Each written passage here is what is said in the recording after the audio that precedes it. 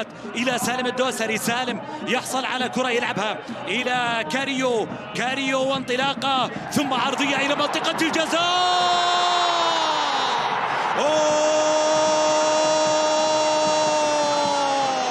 إيغالو الحس العالي في اختيار المكان، بعدها القرار الصحيح في اختيار الزاوية ليسجل الهلال الهدف الأول. يفرح بعدها جمهور الهلال.